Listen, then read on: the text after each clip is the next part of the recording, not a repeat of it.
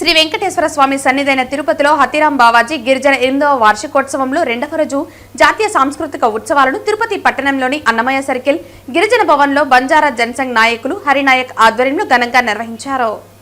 ఈరోజు బంజారా జనసంఘ్ ఆధ్వర్యంలో జాతీయ సాంస్కృతిక ఉత్సవాలు ఈరోజు తిరుపతి మహానగరంలో గిరిజన భవనంలో ఘనంగా నిర్వహిస్తున్నాం.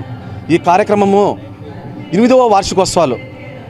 గత 7 సంవత్సరాలు చూస్తే అంతరించిపోతున్న సంస్కృతి సాంప్రదాయాలను ఉట్టిపడేలా మా బంజారా జనసంఘ ఆధ్వర్యంలో ఘనంగా నిర్వహిస్తున్నాం.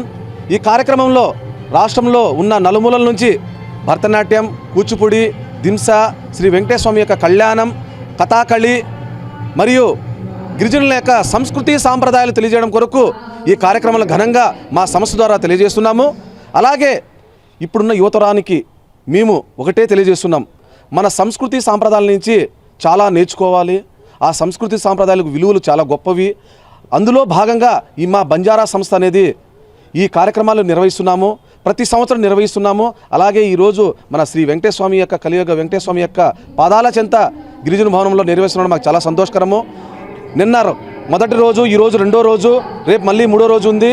ప్రతి సంవత్సరం 3 రోజులు కార్యక్రమం నిర్వహించి మా నుంచి ప్రింట్ అండ్ ఎలక్ట్రానిక్ మీడియా ద్వారా తెలియజేస్తున్నాము. రాష్ట్రంలో నలుమూలల విస్తరించాలనేసి సంస్కృతి సాంప్రదాయాల నుంచి యువత నేర్చుకోవాలి, చెడు వ్యసనాలకు దూరం అవ్వాలి, మంచి మార్గాన్ని ఎంచుకోవాలనేసి మా సంస్థ నుంచి మేము కోరుకుంటున్నాము.